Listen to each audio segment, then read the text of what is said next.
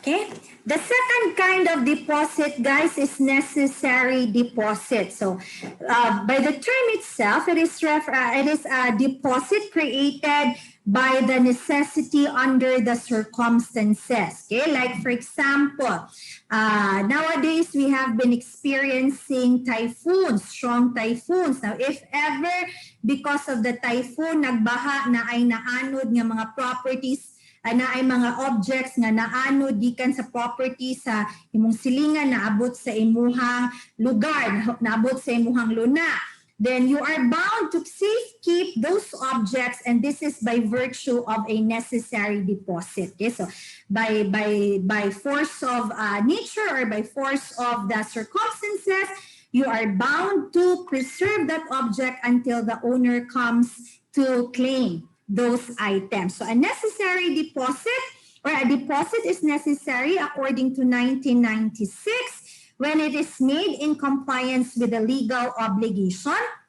when it takes place on the occasion of any calamity such as fire, storm, flood, pillage, shipwreck, or other similar events. Kana pong, what do you call this? Kanang mga gipang check-in ninyo sa transportation like buses or airplanes, that is also necessary deposit by compliance with the legal obligation. When you check into a hotel and then you leave your things inside your hotel room while you go out, you enjoy your trips, your travel, the things that you left in your hotel room, the hotel is bound to safekeep the object under a legal compliance or under compliance with the legal obligation, and that is also a necessary deposit. Okay?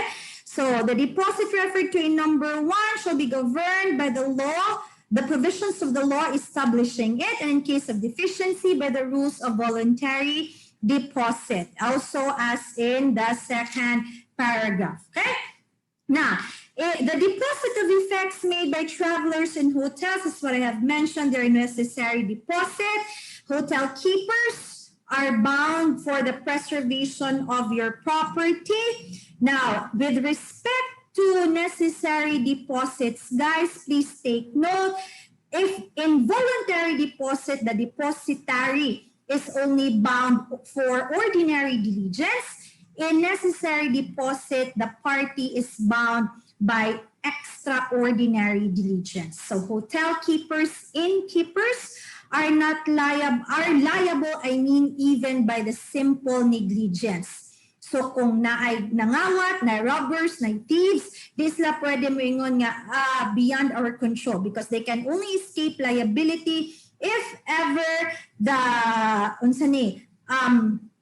if ever there was really no negligence on his part, or whenever the robbers are, the force of the robbers or the powers of the robbers is really beyond their capacity. Okay? Pero kung just because of, if there's robbery or thief, then that means they were very negligent with respect to their security. Okay? And then we have judicial deposit or sequestration. As an exception to the rule, guys, immovable properties or real properties may be deposited. So sequestration or judicial deposit, either by compliance of legal provisions of law or by obligations of law gyud, or for katong if you remember again in your obligations and contracts, this is katong consignation. Okay? Consignation. So movable and immovable may be the object. The depositor of property or object sequestrated cannot be relieved of his responsibility until the controversy has ended or unless the court so orders, and the depositary of the property is bound to comply with the same obligations of a good father of a family. So ang court ang depositary ani, kung dili man gani ang court, ang third person, but under the authority of the court. So ang court ang mo govern sa compliance sa obligations of the depositary. Okay, so necessary deposit and judicial deposit, the two other kinds of deposits.